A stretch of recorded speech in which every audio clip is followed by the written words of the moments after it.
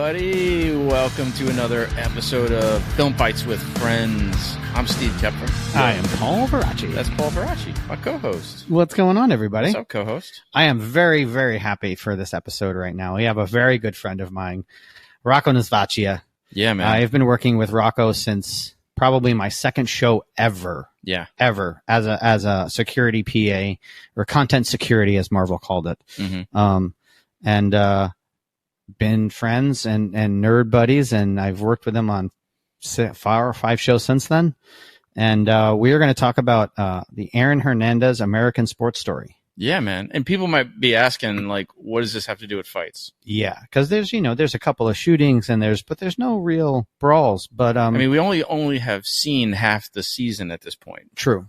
But football is essentially like a team fight. Yeah. Right? It's a war. It's a war. It's two armies fighting for territory. And I mean, if you ever seen a football movie, when they run a play and a guy gets hit, in my mind, that's a stunt. Yeah, yeah. So, I thought it would be interesting, to have Rocco on here and talk about the difference between actually shooting a movie like this and then filming stunts. And so we didn't mention Rocco is actually the football production coordinator for this show. Yes. So he is the dude to talk to about how they coordinated the football scenes on this show. So it was a great conversation, man. Yeah. I learned a lot. It got into a lot more than just football. I mean, we talked a lot about filmmaking in general and his career path. And Rocco's a good guy. I mean, outside of working with him for a while, like we're nerd buddies. He's, we go to Comic-Con together. Yeah. Yeah. But I loved his focus on the importance of storytelling and the collaboration that the entire crew and cast is part of that storytelling process. He's working with Rocco, he's so passionate about everything that he works on, and he's so into it. It's really great. And you're going to realize that in this interview. Dude, his excitement, the shit-eating grin on his face talking about some of this stuff was great. Yeah. If you're listening to this on any of our many outlets, you will miss his big ass smile at some of the moments. Like, he really, really loves this business. Yeah. Yeah, totally. So what's going on with you, Paul? Not much, man. I had a very fun week. Jamie was away at a convention. So I had the baby. So we had a lot of daddy-daughter time. Yeah, it was Mr. Mom week. I was loving it, a lot of times on the swings. And that's cool, man. Yeah, it's kind of not, as selfish as it is. It's nice to be the only one that gets all the hugs. Yeah, doesn't have to share. It's nice. I've known you for so long, and I love seeing you turn into a dad. No, seriously, it's cool to watch, man. It's very cool. I love being a dad. It's like I didn't know what it was going to be like, but it's pretty fucking awesome. Well, it's a perfect day to talk about this. It's Valentine's Day. It is Valentine's Day. Very true. Yeah. There you go, man. And so there's gonna be a lot of kids running around not running around, but popping out 9 months from now. Yeah, we for those watching, we try to customize, as the table and some of our wardrobes for the topic of the show or the holiday or whatever. So we didn't have much for Valentine's Day. We have this Valentine's Day Jack Skellington. Yeah, that I got my wife when we were out in LA last year. But I was thinking, my old life working in pediatrics, I actually did bring them in, but they didn't look good on camera. I brought my labor and delivery scrubs. Oh, your scrubs? Nice. Because 9 months from now, a lot of people are going to be having babies. That's very true. So have fun, everybody. I brought my my Jessica Jones pop because the first show Rocco and I worked on was Jessica Jones. So, I brought my signed Jessica Jones pop. Nice. But otherwise, I got nothing. Yeah. Oh, wait a second. I got my Wu-Tang jacket on. It was a Wu-Tang rap gift, and I worked on Wu-Tang American Saga with Rocco. Yeah. You've been through, like, honestly, probably most of your career. Yeah. With him. With Rocco. Yeah. It's pretty awesome. Very cool, man. You know what else is cool? Our long time student, Ariel Elganian, joined the Patreon. Oh, I love that. Thanks so much. Yeah, that's Ariel, you rock. She jumped on there. And speaking of Patreon, dude. Oh, that's right. We have special gifts for our Patreon. Oh, do you want me to grab them? Yeah, go grab one. Step off camera for a minute. Go grab one. This is awesome. If you are a Patreon subscriber, we mentioned that we're going to do these surprise perks every now and then. But we are doing this perk, and Paul will hold it up to the camera while I'm talking about it. But every Patreon member is going to get one of these Emergence posters signed by the entire cast.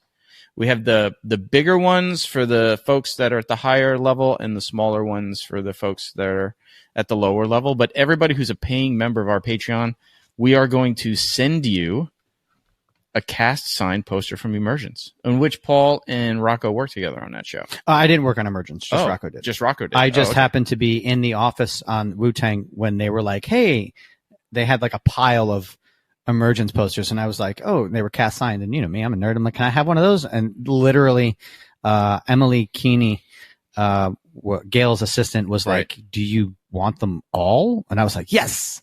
And they've been sitting in a drawer for a couple of years now. And I finally found something to do with them. Dude, listen, if you're not a Patreon supporter of our show, you're missing out on these kind of random perks that we're just gonna throw out there from time to time. For sure. And you know, being super nerds that we are, we're gonna have lots of random perks that we're just gonna be like, what am I gonna do? You know what? Let's give it out to our Patreon members. Yeah, man. Yeah.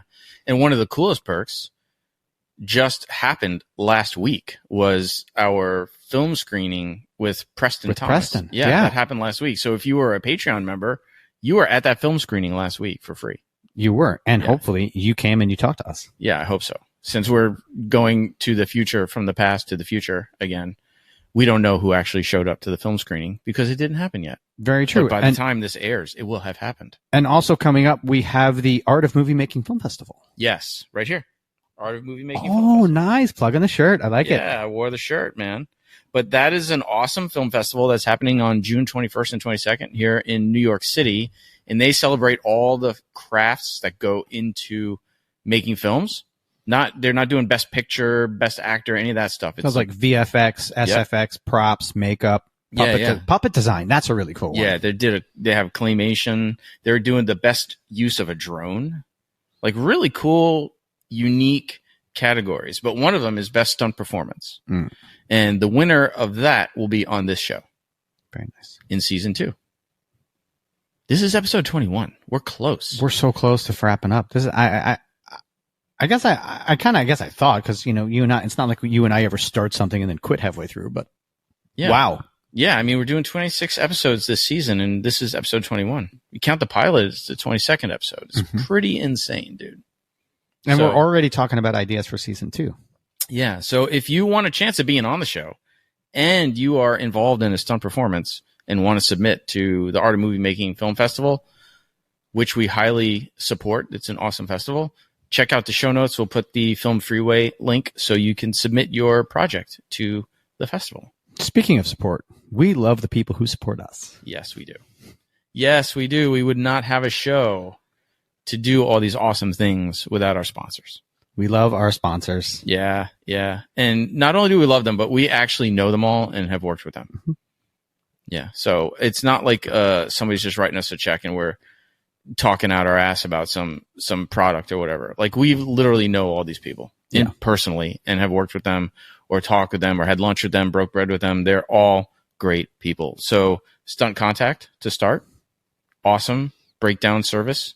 Specifically geared towards stunt performers, but and also stunt coordinators who want to. I mean, it has enough information to where anybody in the industry that's looking for a job would benefit by subscribing to this, or just to see what's in development. Even so it's a great service, and you can get weekly or daily emails about what's dropped that day or week in terms of new productions popping up out there. So we definitely recommend Stunt Contact. They're awesome. And Fight or Flight Entertainment. Yeah, Fight or Flight Entertainment. Fucking Brett Copes, man. I love Brett. Yeah. I mean, the Now, here's the deal. We're recording this in the past, airing it in the future. Now, in the past, Brett Copes said he was going to come to the film screening that will have happened last week. Yes. So we don't know. Will Brett show up? Will we see Brett? We'll never know. You won't even know. But Brett is one of the best riggers for human performance, human flight that there is. And if you need that service, definitely hit up Fight or Flight Entertainment. Or if you just want to train a bit, he does national workshops around the country. He does site inspections, facility inspections. He does everything, dude. And everybody can follow Fight or Flight Entertainment on Instagram, just like that. Instagram, yep. If Easy you follow, peasy? Fight or Flight Int. I think it's just nice. Int. Yeah, but all those links will be in the show notes. Including our own social media links. Film Fights Friends Pod. That's the new one. I have to stop saying the old one. But right? Yeah, totally. But we are all We're not getting tongue-tied when you say the new one. Yeah, totally, man. But all our links are in the show notes too. And please, everybody, like, subscribe, comment, review, show us love, share. Yes, please support us on Patreon. You get cool gifts like this. Yeah, man. I'm trying to think. Is it it's likes, it's follows, it's subscribe, review, comment. We love the comments. Please comment. If you comment, we'll bring you up on the next episode. Totally. We'll give you a shout out. Yeah, we shout out our YouTube commenters. Absolutely. And now I'm on Substack too. And so I just I drop our podcast on the Substack. So if you follow me in Substack, you can get the podcast there too. That sounds very... We're just trying to be everywhere, man. Make me feel so old. Even though you're older than me, sometimes I'm like... We're all old. We're on Facebook. I'm like, I remember my MySpace. Tom from MySpace. It's your first friend. If you don't know what we're talking about, you're young. You're young, right? Right? You can find out who Tom from MySpace was and let us know. Totally, man. Put it in the comments on one of our spaces. Well, you know what? On Spotify, you can comment, but you can't review. On Apple, you can review, but you can't comment. Wouldn't it be funny if fucking what's his face was your first friend on Facebook? Oh my God. My first friend on Facebook is Tom. Mark Zuckerberg. Oh my God. Yeah, totally. Wouldn't that be dude, man, totally. So listen, we really love your support in all ways, but reviews and all that stuff really helps our SEO and helps keep us alive in the algorithms and all that stuff. We try to give this away for free. There's no paywall, right? Mm-hmm. We give you this show for free. So the best way to thank us if you really dig this show is to write a review or, give us a like or a share or any of those ways you can show us love on the different social medias. Yeah. Yeah, man. So before we wrap up, man, what do you got? What do you got? Anything coming down the pipe? Anything? Me? My sister-in-law was in town this week. So we were playing host, which was cool. Haven't seen her in a couple of years. She was traveling back from Spain back to Las Vegas where the family is. Very nice. And so we got to hang with her for a couple of days and, stunt committee meeting for SAG. No work on set anywhere, but we're working on some things in the stunt committee. Nice, dude. Yeah. Important stuff. Cool stuff. Sounds next week or the week after, I have a committee meeting with Technical Standards Program. So for those who don't know, I'm on the National Work Group for the Weapons on Set Technical Standards Program, which is actually the development of the very first national standard for weapons on set. Wow. And we're actually going to have in one of our upcoming episodes. Yeah, we're talking to someone. I don't want to say who yet, but we're going to be doing a firearms on set episode, or not a firearms on set episode, but a gunfights episode. Yes. And it looks to be pretty interesting, especially if the guest comes on that we hope will come on. He's agreed to it. Fingers crossed. We're just working out dates. Yeah. We're just working out dates. So anyway, that's about it, man. But I think we need to get to football. Definitely. Right. So let's bring on Rocco. All right, here we go. Rocco, come on in. Okay, and here we are with Rocco Nasavaccia. Yo, what's up, dude? What's going on, buddy? How you doing, guys? I have not talked to you in, I feel like, 24 hours. Yeah, seriously. It's been a whole, 3 days, maybe? So when I get home later and my wife says, "What are we doing for Valentine's Day?" I'll be like, "Yeah, I'm doing a podcast." I'm doing a podcast. I have work-ish. Workish, yeah. Happy Valentine's Day, everybody, to your spouses or whoever's listening and watching this. Definitely. So we are here. This is what you're doing on Valentine's Day. You're watching us three. You got problems. This is true. Yeah, you are deeply disturbed. Oh anyway, my God. Go ahead, Paul. So we are here to talk about the football scenes on American Sports Story, Aaron Hernandez. Yeah. And when I worked this was my last COVID show that we worked together. You guys basically kidnapped me for my entire COVID career, which was awesome. And this was what, our fourth show together? Yeah, we did. Yeah, third. This is the 2 for Wu-Tang, right? 2 for Wu-Tang. Yeah. And then that's right. You weren't on Olga, right? They threw you on something else. I was on Olga too. Okay, so we did Olga together too. Yes. Word. Yep. Yeah. But I was blown away because I had no idea that for these football scenes that it's not just a bunch of stunt guys, and then you guys kind of just figure out what it is, but you bring in a professional, basically, team of football players, coaches, and players and everything, and then they organize and you shoot. And this is what they do. This is kind of like a thing, like when they shoot sports stuff. So we got to start somewhere. There's so many questions I have about. Yeah, I mean, I guess I would start just also to the listeners. When we're recording this, we're halfway through the season of the show. Right. So we've seen episodes 1 through 5. 1 through 5, yes. And so we're up to that. And so I guess the first question for me, watching what I've seen so far, is when you are working with the football coordinators, are you actually recreating games play by play, or is there some latitude in there? We worked with a great group out of LA called Game Changing Films. So they were decided to be hired onto the show through our producers. And Jesse Sheldon, Mike Sheldon, they're fantastic people. They're married. They're a great couple. And they have all different sorts of coordinators and staff is just phenomenal that they have too as well. And what they did in the beginning was they script out plays, but also Stu, our showrunner, gave them kind of like the beats and the stories of points of Aaron's career that he wanted to hit in certain games. So he would kind of give them point A to point B of what plays he wanted to highlight, and then they would kind of fill in the meat and potatoes.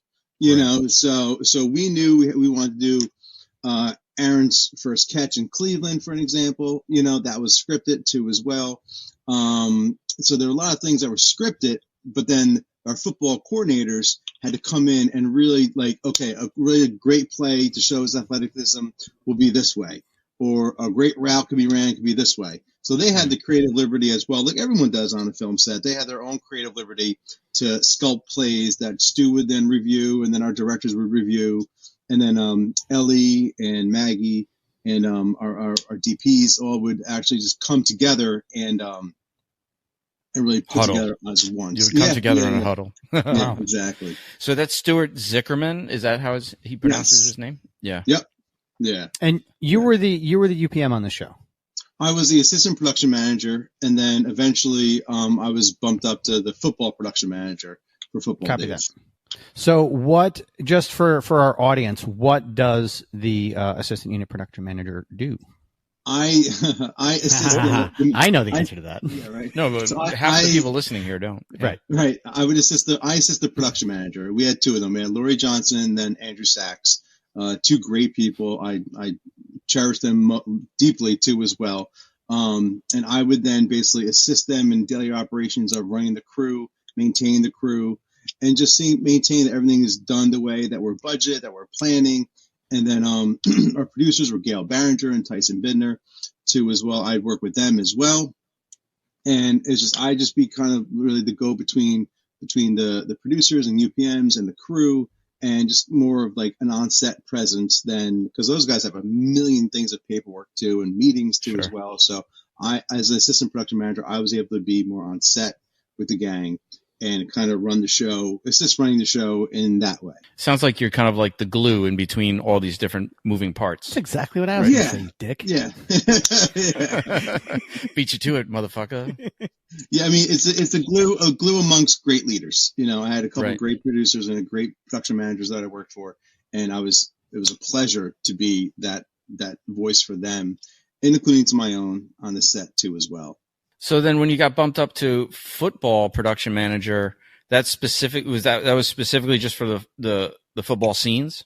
Or what does that mean? Here's the reality of it. Paul and I have done superhero shows and Daredevil and Jessica Jones, and they're hard, right? They're hard. And what we learned, this was my first sports themed show, And football was a character just like a villain's a character in a series, right? And I don't think what anyone really understood was the massive task that was going to go into this. So as a show was developing, and I was kind of bumped up to that position because it had to be wrangled. Mm-hmm. So it had to be, when we created Florida, it was in a dome in Florham Park, New Jersey, that we green screened the whole thing. And then because of the strike, we came back and it was too cold to go outside. So we ended up going to Orlando. So these are all things we could talk about, but you had to have someone just wrangling football. And again, still being that glue with your producers and your UPM too as well. You know, I mean, by no means did I become the ultimate leader in this by any means, but it's just a person that had to really just wrangle a lot of the football aspects, because someone's doing the story, someone has to do football, someone has to do everything. There's so many people that work within this, as you guys know. Sure. Just like when it comes to stunts too as well. There's so many moving aspects. So I really they let me, Tyson Bidner was the producer at the time when more football was happening too, and he really let me run with it and just kind of wrangle that whole aspect of football. I read a review in Slate magazine. They did a fact from fiction kind of story on the show, and one of the things they pointed out was how, because the writer is like a football blogger and a football journalist, and I'll link this article in the show notes. Like for those listening, I'll put it in the show notes. But he talked about how accurate everything felt and looked. Well, that's credit to Stu. Stu did, Ryan Murphy's production, you could do the link. They bought the, oh my God, I can't believe I can't remember this. They bought the rights to the podcast and the articles about Aaron Hernandez. Right. And, so, that was the Boston Globe did a podcast on this. Yep. And they came visit and everything. They were very nice.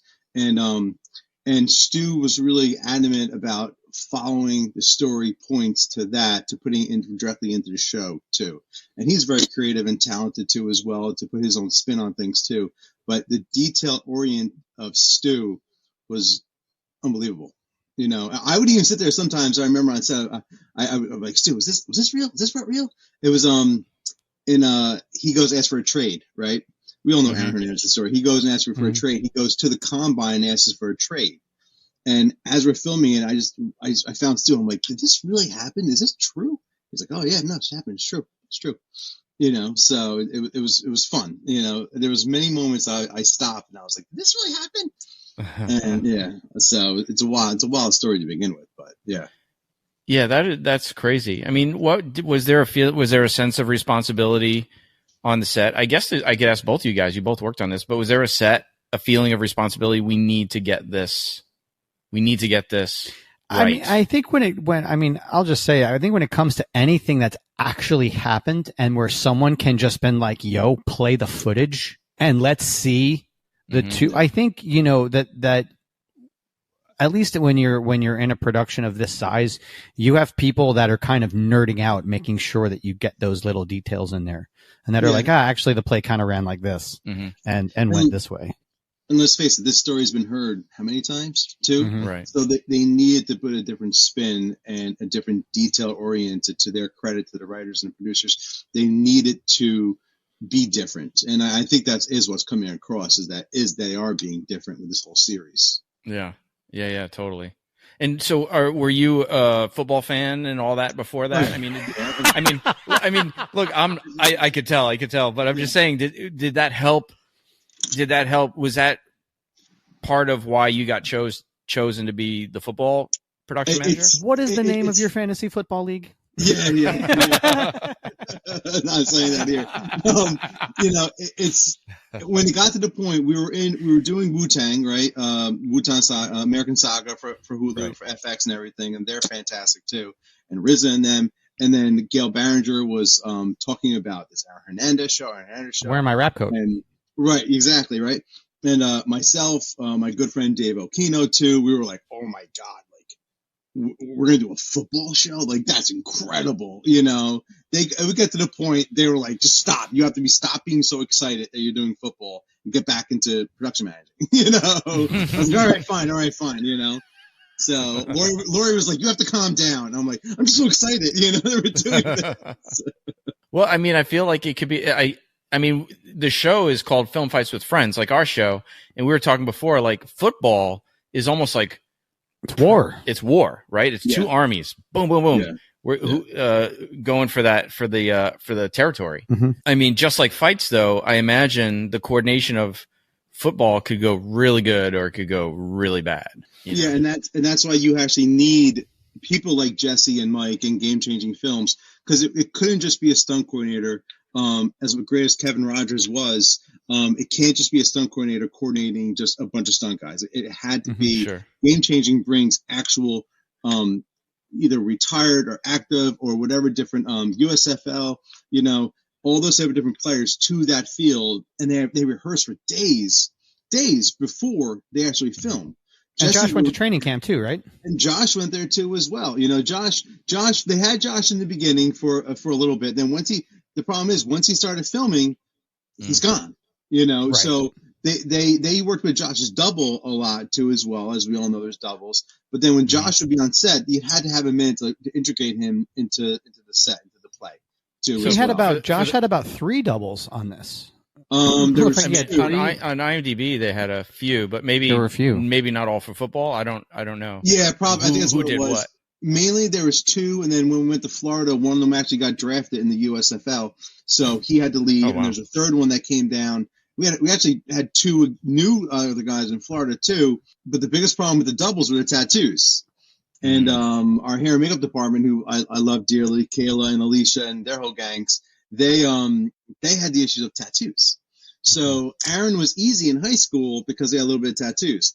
College was harder. NFL was next to impossible. And these amazing, Kayla and Dave Presto, they were incredible because they had to put full arm sleeves on this guy. And that just wasn't a sleeve they put on and then put a glove on, they're done. They actually physically applied the tattoos on his arms, on his neck, on his chest.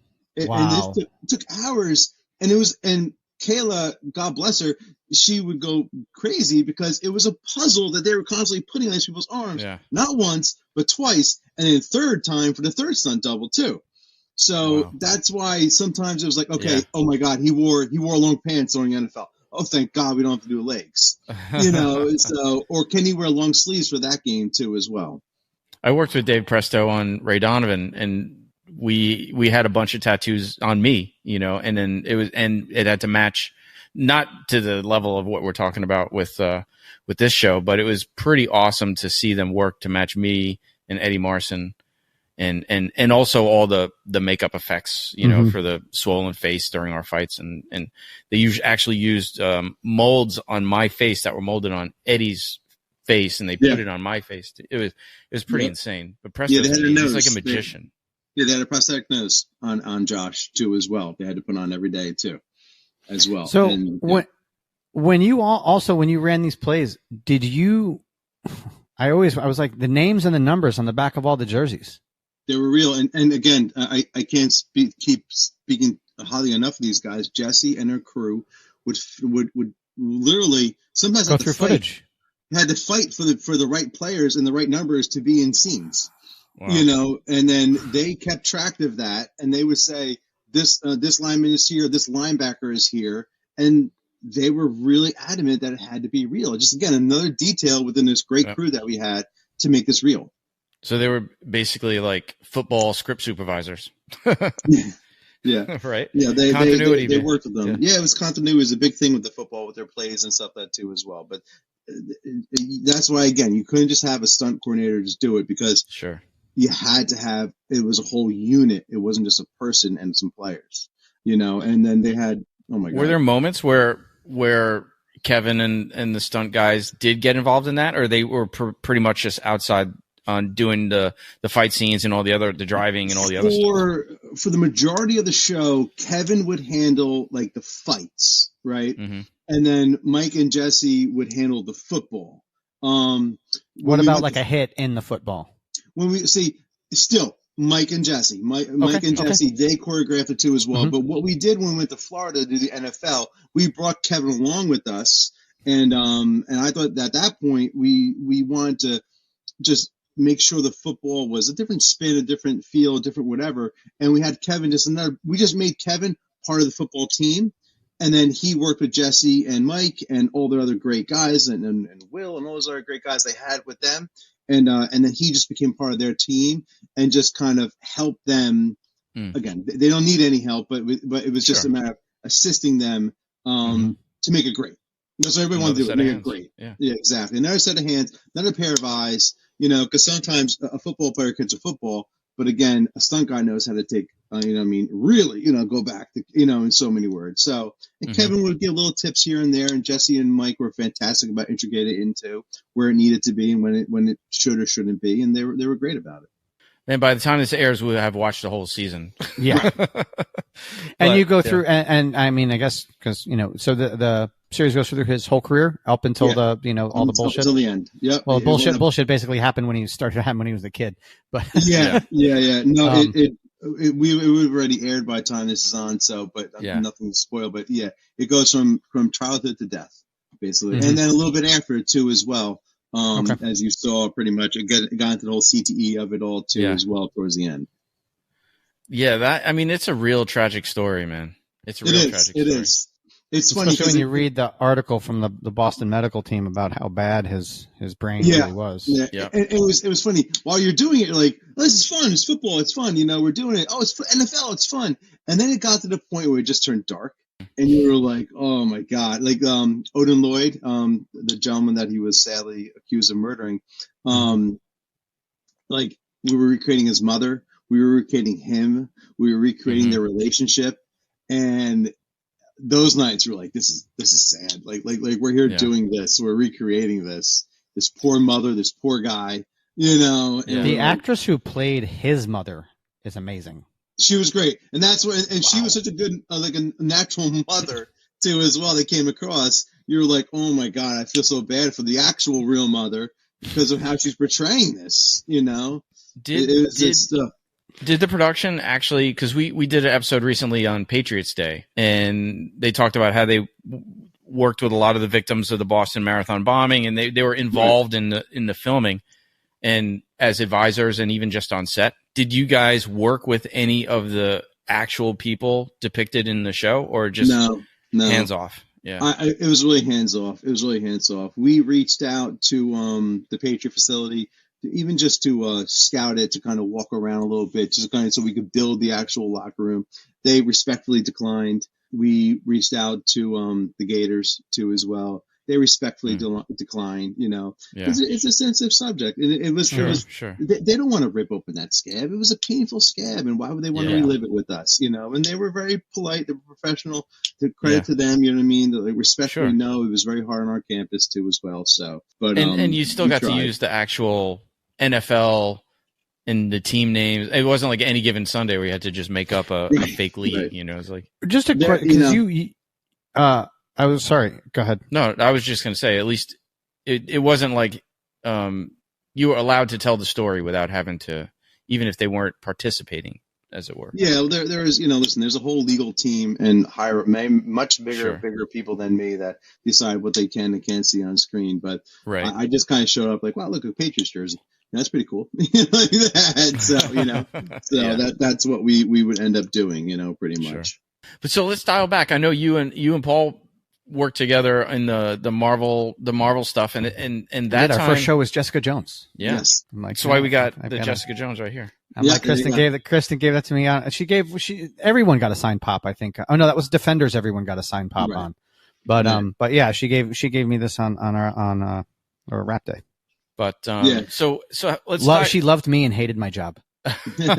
She hated security walking around with her. Yeah, she hated it. But I mean, her and I got along great. But she's just like, I hate this. Yeah. So I had to be like out of sight, out of mind. Well, nobody likes being chaperoned, dude. True. But so let's dial it back in your career. Like, how did you? Because at that time you were locations.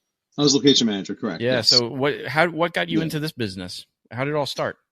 As a kid, I'd be walking around with the camera, and my parents. I'm a son of a landscaper, and my mom was a stay-at-home mom too as well. So I would just always be interested in cameras, and then watching Back to the Future, Indiana Jones, and all Spielberg movies, type of like that. It's just the imagination grew.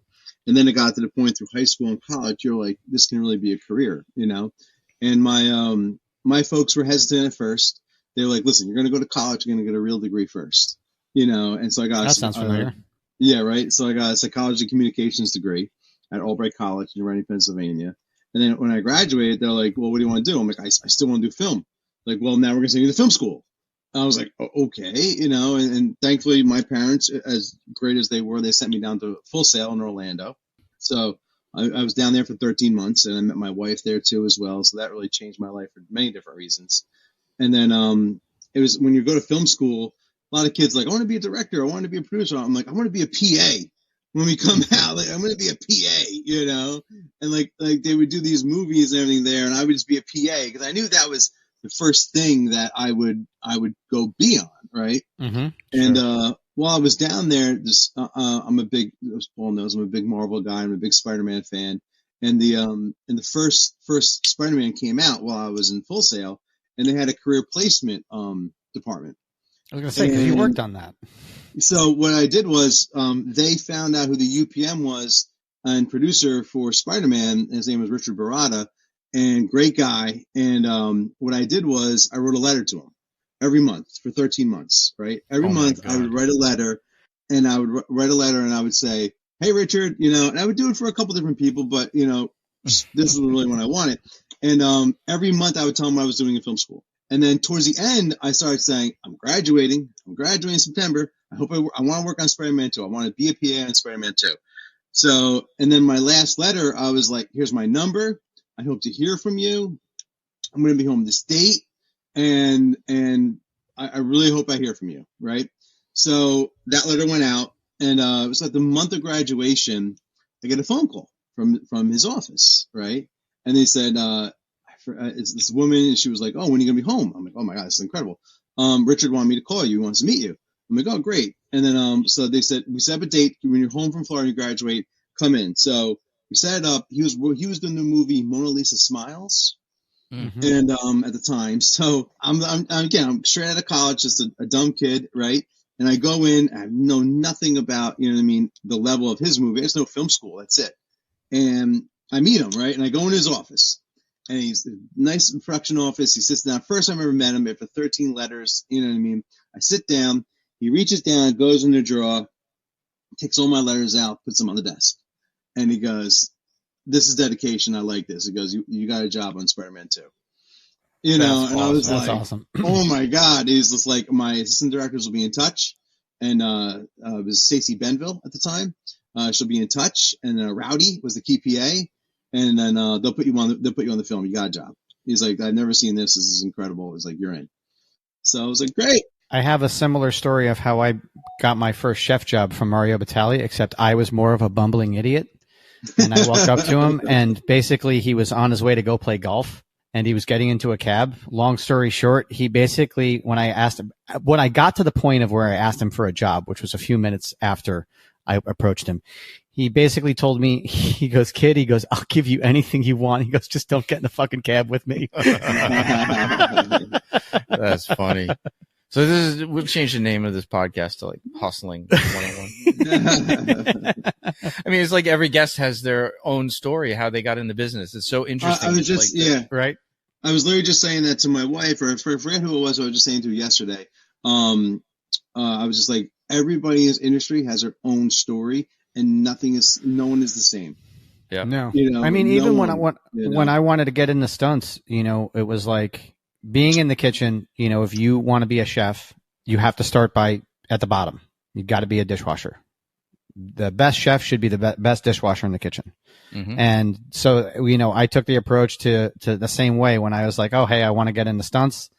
I called Pete Mounder, and I knew he was working on Iron Fist, and I'm a huge fucking Iron Fist nerd. And he gave me a job working for Marvel Security, but I knew that the PA was, you needed to be a PA if you wanted to learn what it was like to be on a set. And if I wanted to get into any part of production, I felt like being a PA was the best way to learn to know the ropes. You know what I mean? Before you go in and you're like, hey, I want this job. And people are like, okay, well, what experience do you have? And you're like, Yeah. I mean, I learned grip. I learned electric. I learned what a C-stand was. I learned all the basic stuff. I just kind of paid attention. So I kind of understood, like, go stand over by the C-stands. You know what I mean? Like something like that, I paid attention to that stuff enough, you know. So, but it was good. But then after that, it was just you went to PA to location assistant to assistant location manager to location scout, and then that's when I ended up meeting Paul when I was location managing at the time, and I begged my way on to get into the Marvel world. And that was Jessica Jones was my first one. Mm-hmm. Nice. Kristen was awesome. I loved Kristen. I still love Kristen. She's Speaking fantastic. of locations, the movie I just worked on last week. Do you remember Arjuna? My student Arjuna? Oh yeah. Yeah, he works in locations. I'm on set. I'm at base camp, and he's like, "Steve." I'm like, Oh, that's awesome. Shit, that's awesome, dude." It's a small world, small It industry, is. and It is getting small industry. and getting smaller. You know. Yes. So another cool story that you have though, because you're not just locations, UPM. I'm sitting there and you just covered it. I was like, but you have a Hard Out shirt on. I'm like, you Yes. also. Yes. I'm like, you own a company that I work for. Yeah. that I work for. Hard Out Productions. and, link is in the show notes. And basically, like, if you have pretty much eaten or sat in a catering area, you have probably sat on Hard Out stuff.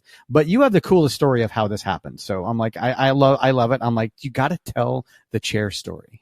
Oh my God, I don't know which story. It's just so many. Well, no, just basically how Hard Out started with the chairs and the truck. I mean, yeah, it started because I just, as you're going in locations, like, this is not organized. There's nothing organized within this industry to get people their tables and chairs and location needs. And as going through the location department, I saw all the things that locations hire, rents and everything too as well. I'm like, there's not one company that just does this. And guys were doing here and there, but they're back of their van. Who's not there? Who's not where? Who doesn't have what? It was just a mess. And we were working when we were working then, and I was working with my buddy Dave, and Dave Aquino. I just got frustrated one day. I'm like, I can't take this anymore. I'm like, just a quick note. Dave Aquino was also wrote Ricky Stenicki, right? Yes, that was released. He wrote the original. He wrote the original screenplay for Ricky Stenicki, and then it got sold, and then it was rewritten. But David still retained story by credits, which is a hilarious movie and very creative. We all went to the premiere for that. Writer. That was awesome. Yes, yeah. And I was in Florida shooting NFL for Hernandez. That's right, you weren't there. We were all upset. Oh, there you go. I had to miss it. So full circle. No, but basically, so what we did was four of us got together. We put money in a pot. We rented a truck, and we're like, let's see if we could do this, And then we started doing it, and started working, and then we're just like, all right, let's buy the truck. So we buy the truck. All right, started working, and then people started kind of catching on, and then here we are, 11 years later, and it's been voted one of the biggest 6 trucks, vendors. a Sprinter. Yeah, it's been voted one of the biggest vendors in the city for location services. It's been different awards, different things too as well, and we have a lot of great people in this industry who support it, and only reason it thrives because of amazing location people and production people who use us, and I value every single one of them because it's not easy, because things break, things go wrong, but I try to make Hard Out strive in the perfect service. Productions call you at 11:30 the night before. All different times, you know what I mean? And we bail people out too as well, and they bail us out too as well. It's a very it's a very give and take industry too. Like Paul was saying, our friends, maybe they forgot an order at 11 o'clock the night before for 4 a.m. the next day. We'll get it done. We figure it out. I'm usually that guy. Yeah, my guy Don Ducat, he runs it. Don's like, dude, somebody put an order. He's like, can you work? I'm like, I got you. Yeah. So I've stepped away from a lot of daily operations for the past many years. Ever I got into more production managing, it was just too much. The company's too big and it's too much. So thankfully, I found great people to run it, but they kind of come to me just with problems now at this point. I don't get involved in orders. I don't get involved in that too much anymore. It kind of has its own little life, but it's there because locations people created it. You know what I mean? Created us. So, but we help everybody. We have fantastic people who have grown us, and it's a hell of a company. It's a hell of a story. It's a hell of everything that it came about. And I'm glad to still have it with me. But so we were looking at your IMDb and we saw that you produced a feature called Alien versus Zombies. Yes. What's the story with that? And why can't we find it anywhere? I was actually looking for it. I didn't It's have on time. Amazon. It's totally on is it? Amazon. Oh, Yes. I'm gonna definitely. It's totally on Amazon, unless they pulled it down. I have no idea too as well. And then it's on Prime. I know it's on Amazon Prime Video. Oh, definitely gonna look it up. As we're talking, I'm just looking right now. My daughter actually just found the first documentary I did on my softball team, and she was watching it today at my mother's house. And she was like, "You made a documentary?" He's like, "Oh my god!" There it is, right there. So there. Oh, you got it. I'm gonna watch it, man. Yeah, my internet stinks for a second, but Well, yeah, right there. It's on there too as well. Nice. Oh, word. You Nice. know, so yeah, you'll see it though. But is that your like? And that's it. That's the poster. Yeah. Oh, yeah, that is. That's it. Yes. Yeah, That's yeah, cool. So that I sold all my swag from The Sopranos, from all different things, and then I used my savings, and my producing partners were Ralph Riccardi and Eric Freitas, and I love those guys, and we begged, borrowed, and steal everything possible we could. Right. And we had great makeup people, wardrobe people who want to come on, be a zombie, come be a zombie. You know, That's awesome. So, and what's the log line? What's the basic gist of the film? It was like Quantum Leap. Okay, it was I loved Quantum Leap too as well. It was the alien could he came to Earth, right? He found a young girl he befriended, and he's able to jump through time to try. When he came to Earth, it was a zombie apocalypse, and he was able to jump through time to different people's bodies, just like Quantum Leap was, to try to figure out how to stop it and to not make the apocalypse happen. Because he came finally on vacation to Earth.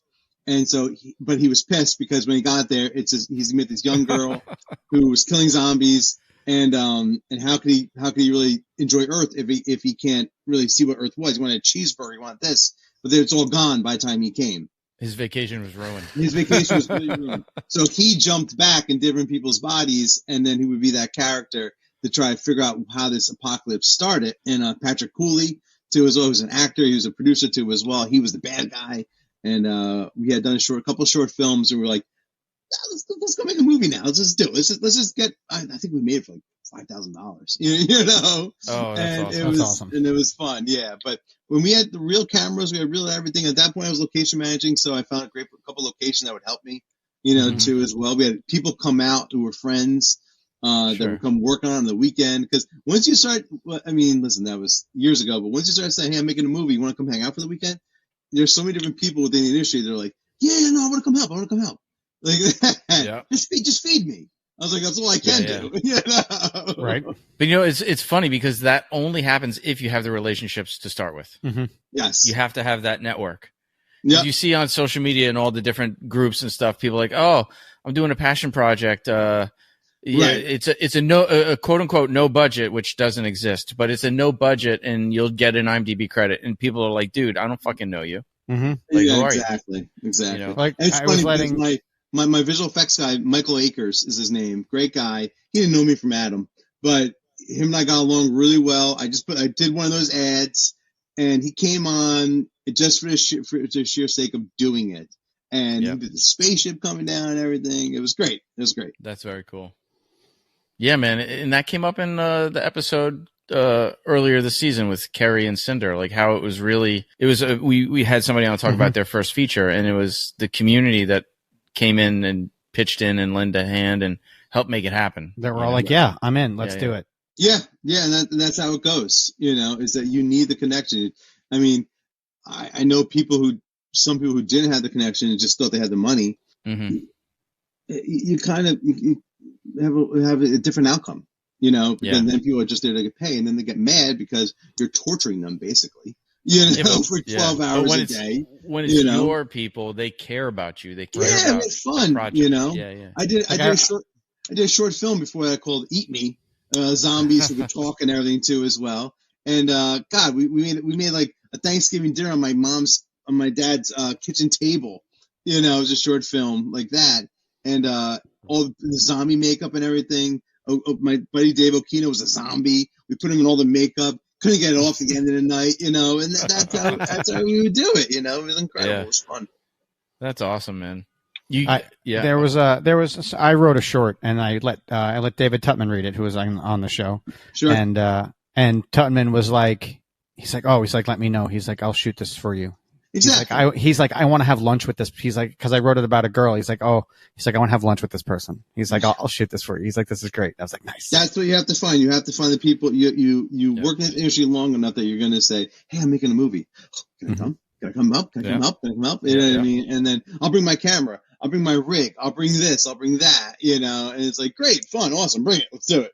Yeah. Tutman's son was actually shooting something, and he was talking about needing an FX person, and I was like, I'm almost like, that's my dirty little fucking secret passion. I was exactly. Like, and he was like, wait, what? And he's like, yeah, they needed a big post-op scar from open heart surgery, and I was like, dude, I can do that. So I just went over there and I did that, and they just made me lunch, and we just hung out, and I did the scar, and even an EMT came over, and he was like, that looks good, man. And I was like, yes. Yeah. And it's like Ralph and I edited the film, and it's like I truly think if I wasn't production manager and didn't go down this road, I would have been an editor, because I love editing too as well. So we edited ourselves, Ralph and I edited ourselves, and we loved it. We had such a great time doing it. Steve loves editing. I don't know. I like that, that cave you go into when you're just like, yeah, I like that. I'm really nerdy and detail oriented. So exactly. I get like hypnotic with like every little frame and all that. Yeah. You get stuck in the hands, like right here, and the next cut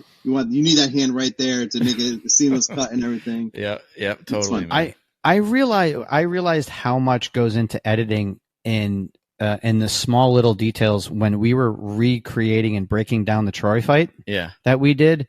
Because when you break something down frame by frame as we were watching it, I'm like, is that 2 hits? And then you go back and you watch it again, and you're like, oh shit, it's not. The eye sees so much and kind of, I guess, so little that if you were only to show the impact, you probably would only see the end of the impact and not the actual hand.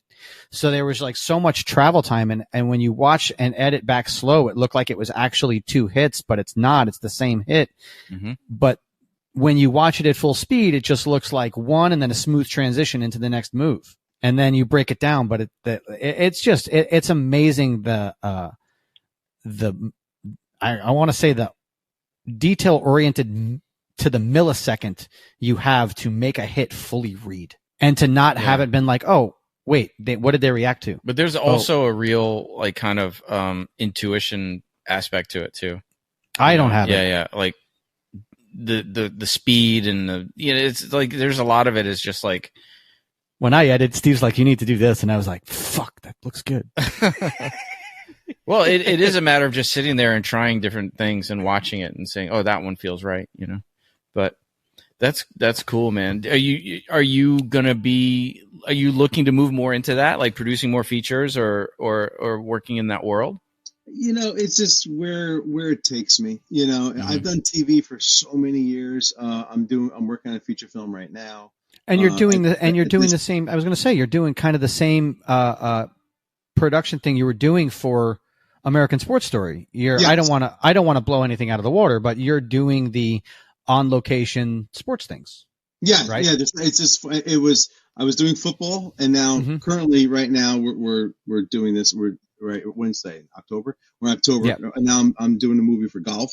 Yeah, too as well. And I didn't want to give anything away. I didn't know what I could say. No, it's okay. I mean, by Valentine's Day, the production will be completely wrapped. But true. But I'm doing golf right now, so it's like this last year of my life has been like a sports niche. And I by this time this airs, I'll be on a different production. Hopefully, it's not sports. I enjoy doing sports. I never, football was tough, and golf is just as tough. Believe it or not. Golf has its own definite challenges as well. It's all, and I mean, I would say that just like football, you're not shooting at the same field. I would assume. Right. So you're shooting at golf courses, multiple golf courses, that are probably never going to close. No, believe it or not, I can't imagine. I never believed. Right. How much. It's October, middle of October right now, and they're still playing like it's nothing. Mm-hmm. Like it was cold and windy this week. They're still playing. They're having outings and everything too as well. It's incredible, But we are on. I mean, football was funny. Football, we did the high school in Little Falls, and then we did other little pieces here and there. But it was high school in Little Falls, it was the Dome in Florham Park, and then it was Orlando. Mm-hmm. Those are our three main spots. We did one or two other little things here and there for our little. When Odin Lloyd actually was he was actually a semi-pro football player. We did his stadium too as well. I forget which one that was, but yeah. But and then golf now it's gonna be a fun story. It's gonna be a fun movie, when it comes out, and then and it's just a different whole vibe and feel of football. It's crazy. So you said that this was sort of the first step into sports stuff, the American Sports Story. Yeah. Like what did you learn doing American Sports Story that you will carry forward to future jobs? Like what was different and new that you're like, this is coming with me? Just the unit itself, if that makes sense. It's what I take with me when I try taking to golf, and I'll take to the next one, is that these sports, just like when I was location manager, I didn't like when producers told me, all you do is give me a place to put the camera. I didn't agree with that aspect. I give you a character for the show. Mm-hmm. And Eric Olson with Daredevil, as a showrunner for Daredevil season 3, he loved that about me, and he loved that it was that I gave him a character, and I loved my locations because I wasn't just a location manager. I was a storyteller. But I tell my stories through locations, right? And I'll take from sports stories that football and a sport, if it's just like, playing a ball here and there, fine, whatever. You get the guys choreograph a little thing and you move on. I took football as another story point. Like golf is another story point of these things. And I just take that they can't be handled lightly. Because it's a lot of money on the line, Mm-hmm. These studios, they depend on you and they trust you with this, and you work your tail off to make sure that you do it right for them, because you have respect for them too as well. They're investing in you, investing in time. So I try and take this one, and I'll take my next one whenever I do sports again. Hopefully I'm doing another one when this airs, is that, it's its own thing. Just like, and then you take that in a film, a gaffer is just not a gaffer. A key grip is not just a key grip. A stunt coordinator is not a stunt coordinator. They all have their own art. And the football really turned me into that. Now, everyone has their budget, everyone has their thing, but everyone's a storyteller. Down to the smallest PA to the biggest producer. We're all telling stories together, right? Mm-hmm. So I took from Sports Story that as long as you have your own story, you have all the individual storytellers, but even elements like a football thing is a story. It has to be its own piece alone. We struggle with that with the numbers of how to produce football too as well a lot. And at the end of the day, football needed to be its own, just like golf needs to be its own, just like whatever the next one is has to be its own. Mm-hmm. So that's kind of the producing element that I hope to take to my next one, where where my career takes me. That's a common theme. The storytelling theme is just common. Yep. Every single person we have on the show. Some people don't. Some people don't. Some people just want the X's and the O's. They want to do their job and they want to go home. Or they pay lip service to it. They'll say, "Oh, yeah, we're telling a story," but they're not really. Or this isn't my story, so just tell me what the fuck to do. Yeah. And I don't agree with that. I want to be the producer that my crew and my team are all storytellers. You're putting a stand up, but you're a storyteller. You're taking part in this story. That's what my growth is. I hope as a production manager and as a producer one day that my crews feel like a family and they're all storytellers together. Well, I feel like that's kind of value. Even when I was working COVID, it was just like when you guys were like, "Hey, we need this." I'm like, "Okay, I'll get it for you. This is what you need to tell your story." Right. I'm like, done. I was like, right. Buckle down. I'll be like, "Okay, you want it. This is what you need. This is what you need to get it." And but I felt like so many people were just like, "No." And I'm like, it's not your fucking story to tell them that. Right. Exactly. It's your job to do your fucking job. Help them tell their story, and it was kind of crazy. I guess that's why you kept me with you for 4 years. I kept you for 4 years because you make me laugh and have fun. I would make you laugh. I was a big giant fucking nerd. Some people in my career, they're like, "Why do you hire that guy?" I'm like, not Paul, but sometimes Paul. Yeah, they said that about Paul. Some too. about me. I was like, makes me laugh. You know? Makes me laugh. It makes me laugh. Dude, I remember one of the funniest compliments I ever got from David Sykes, who doesn't really like anybody. And it was like my last day on set, and he goes, there are so many fucking people here that get paid to do stuff that don't fucking do anything. He's like, I'd be okay if you just got paid to be here and do nothing, man. So funny, dude. So funny. So what you got anything on the burners for after the golf job is done? Anything no, not yet. I mean, you're in that funny time of the end of the year, right? Mm-hmm. The end of the year, the industry kind of slows a little bit. The industry in general has been slow for the last 2 years, but sure. It will start to hibernate a little bit because the holidays are coming. Sure. I have a lot of different emails out to people. I try to stay in touch with all my contacts who I have worked with, who I haven't worked with, who I want to work with, and Hard Out helps me because they all know me one way or another too as well. So nothing yet. I'm curious to see what happens, but again, there's no formula, there's no rhyme or reason. It's just a matter of all of a sudden it's like, oh, who's calling me? Hey, you want to do? Yeah, sounds fun. Like, you want to do an interview? Sure, I'll do an interview. Like that too. Yeah. And that's how it happens. So I bet you, this will come and go. Golf will come and go, and it'll be a good experience. And then what we'll do is I'll just probably Thanksgiving, Christmas. Who knows? Maybe December I may just lose a little weight, play with the kids a little bit, and then go into. You can come here and take a class, man. Yeah, come work out with us, man. Class, exactly. Yeah, definitely. And then, sadly, what I do is I go into the shop with these guys with Hard Out because I just can't stay still,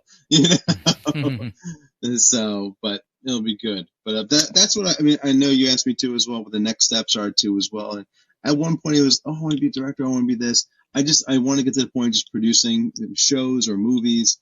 They're two different animals too as well. Sure. But I like the producing element. I like the aspect of bringing people together and working together.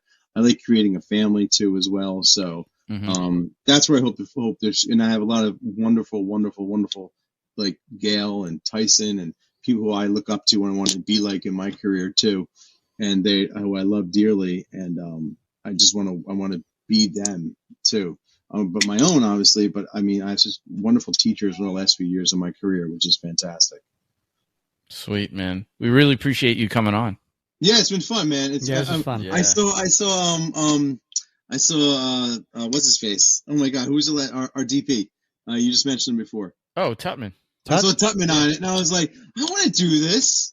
I was like, and I literally was like, dude, okay. I was like, when can I do this? I was like, Sports Story is going to come out soon. I can talk about that. A little competition. Yeah. We'll have to. We'll give you guys. We'll give you the analytics, right? You can. We'll see who has more downloads, you or Tutman. Yeah, you have to bring Paul. You know our crews. You need to bring a few of us on. You need to get Dolan. You need to get me. You need to get. Oh my God! You need to get guys all together like that on in one show. I'm like, that's our season finale. Well, I'll just cook for I'll cook for everybody. Yeah, exactly. And a round table like that too, as well. It would be hilarious to do that. Oh my God! Yeah. But please, anytime, of grips and keys and oh my God, yeah, it'd be great. Season 2, man. Season 2. And then when this one comes out that I'm currently on, it's the sequel to the one of the biggest golf movies ever, and it's been a blast. And hint. I'll come out when this is on, and that's on, and I'll tell all the fun things that we did for this one. Awesome, dude. Well, thank you so much, dude. We're gonna wrap it. Great. And any final words, Paul? Yeah, I'll probably fucking talk to you on Monday at work. See you tomorrow. Awesome, man. Thanks Thank again. you again, guys.